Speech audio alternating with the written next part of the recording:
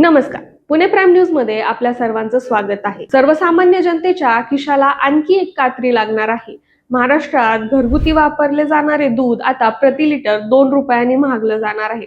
एवढंच नाही तर दही, पनीर आणि इतर दूधजन्य पदार्थही 10% महागणार आहेत. हे नवीन दर येत्या मंगळवार म्हणजेच 11 ऑगस्ट 2026 पासून संपूर्ण महाराष्ट्रात लागू होणार आहेत. दूध उत्पादक आणि प्रक्रिया कल्याणकारी संघांचा बैठकीत हा मोठा निर्णय घेण्यात आला. दरवाढीचं मुख्य कारण म्हणजे वाढलेला उत्पन्न खर्च. संघांच्या माहितीनुसार डिझेलचा दर प्रति लिटर सुमारे 10 रुपयाची वाढ झालेली आहे. पॅकेजिंगचा खर्च तब्बल 30%हून अधिक वाढ झालेला आहे. तसेच शेतकऱ्यांकडून दूध खरेदीचा दरही वाढल्यामुळे हा निर्णय घेणे अपरिहार्य असल्याचं दूध संघाकडून सांगण्यात आले.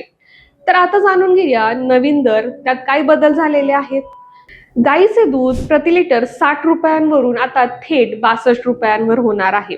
तर म्हशीचे दूध प्रति लिटर 76 रुपयांपासून 78 रुपयावर होणार आहे. याशिवाय पनीर, दही आणि इतर उत्पादने 10% महागणार आहेत. आधीच महागाईच्या फेऱ्यात अडकलेल्या सर्वसामान्यांच्या बजेटवर या निर्णयांमुळे आणखी एक ताण येणार आहे. आता 11 ऑगस्ट पासून तुम्हाला दूध खरेदी करताना जास्त पैसे मोजावे लागणार आहे.